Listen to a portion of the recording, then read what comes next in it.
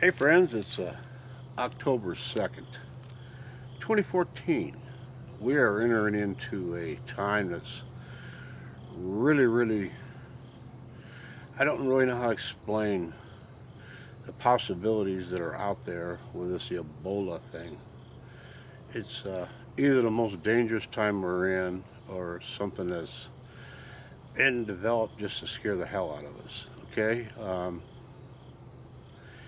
They already have virus injection, a vaccine that was developed and controlled and patented by a handful of individuals, Bill Gates and the CDC and Homeland Security and the rest of them. There's a possibility that this has been created and let loose in our country because if you think about how they allowed these people to enter into our country and even fly these flights in from these areas that have been infected without any scrupulency, they claim that they're trying to protect us at these airports, but they're not, all right?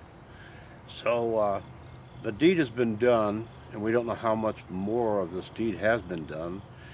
There's a possibility that there's a problem there in Hawaii with an infection. And just the thought that when this fella came into this country and how things were gone about, one of the signs of this that they put because I've been researching this and I'm gathering information from other people that are really done this. It's not that I'm intelligent at all. I'm just a voice to this, okay? And I appreciate you guys listening. But the picture they have, over there in Africa, is showing a man with a nosebleed, okay?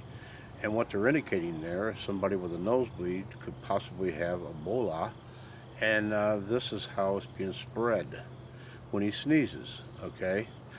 To demonstrate this, because it says one drop of blood could possibly contaminate millions of people. Okay, I've got a little drawing here. See if I get this on screen, okay? I've got like 3 little stick people up here, and that's like each one of these would be 10 people. Okay, and then if they get, this will be the demonstration. I hope I can catch this on screen. But they get aerosol sprayed, okay? If you can see that, the aerosol spray of the red, which would be indication of blood, would infect these people up the top, which in turn, over a period of 20-some days with contact, would infect hundreds of people down the road. And that's what they're talking about. In cold weather, if you can see that, it will stay in formation more so than it will in the tropics, okay? The reason being, that's how the virus works, because in the heavier, denser air, the virus stays and more compact and doesn't break apart like it does in warmer temperatures. You got to remember, Africa's pretty warm. So if we was to have brung purposely this virus to this country, knowing winter is upon us, just people walking around and sneezing and going on, this virus will spread and be an epidemic, okay? It'll be worse than the Black Plague of years ago and anything else that we can imagine. It's pretty serious, friends, when you look at it scientifically and how and why they have gone to the steps they have to discuss this and the things that they've set in motion of what they're going to do if this possibly does break out. Well, I'm afraid it may have already done that, because when that man down there that went to the hospital and they did nothing for him, and then he finally got so sick and was throwing up, when he threw up, they left that leg because they didn't know how to dispense with it. Okay, and anybody that was around that, it definitely they got it, So we don't even know how dense this is into our population. That's the crazy about this whole thing. But with the cold weather coming, they'll be able to mask this with the regular flus and colds and stuff that you really won't know until it's too late, okay? And apparently this virus does more damage and is more effective in colder weather. And that's what we have coming is cold weather, friends. So we'll just have to see how this plays out because of some of the other viruses that were down around the tropics and stuff like that didn't spread as rapidly because of the heat. Okay, but we here in America are in the coming of the winter time, and the colder weather that this may spread crazy. Tattoo had said something to the fact that people in Texas ought to make a stand, and the only stand that they can actually make at this point is stay home and let the damn government know, yeah, we want something done about this right now, and we want some regulations set in place. And that would be the most nonviolent way to get their attention. Just everybody stay home. I noticed some of the parents of these children at these 5 different schools are keeping their kids home. Well, I think I would be too, because you know, once they have this, this could terminate their life. We're not playing a game here, guys. This is serious. All right. And you know yourself right now, they don't truly have a cure for the common cold or the flu or anything else, because you got to, even if you get the vaccine, you still go through the trauma. Your body goes through the trauma of the sickness, because all the vaccine does is ward off the whole harshness of it, and makes it a milder case, because they actually infect you with that virus. That's what the vaccine's about. So if they're running around here thinking that once they get this in place, that they're going to go around and make everybody get a vaccine, okay, they're going to be infecting all of us with this Ebola. Okay? Do you understand what this is about? You can research this, you can Google it, you can do whatever you want to do and verify what I'm saying. But from my understanding, for a vaccine to operate, like polio or anything else, there's actually an agent of that infection within that vaccine that lets your body build up antibodies to fight it off. Okay, so they're telling us, yes, we have a vaccine for this. Well, that means they're going to inject us all with Ebola. Is that what really you want? Come on, friends. What kind of mad scientist shit are we getting into here? This could be the way to really turn things upside down. We know they want a cleansing in Africa because they have ideals of what they want to do with Africa. And China's wants Africa. Africa is actually one of the highest elevations in the world as far as a continent, as far as a landmass, okay? And there's probably a logical reason behind that, and actually their minerals and everything else. The world domination is, their goals are set for the higher goal.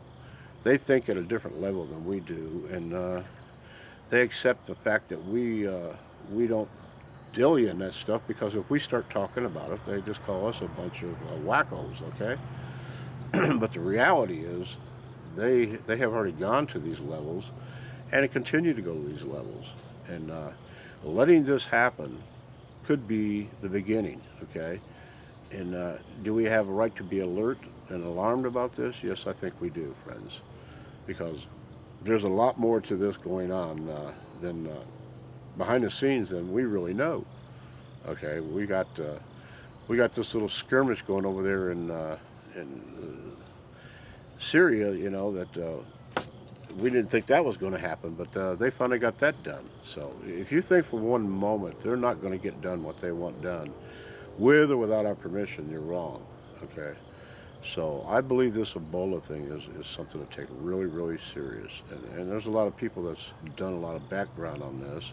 In fact, there's a deal out there where they're showing a feller that he was supposed to be one of the living dead, okay? He had Ebola and he come back.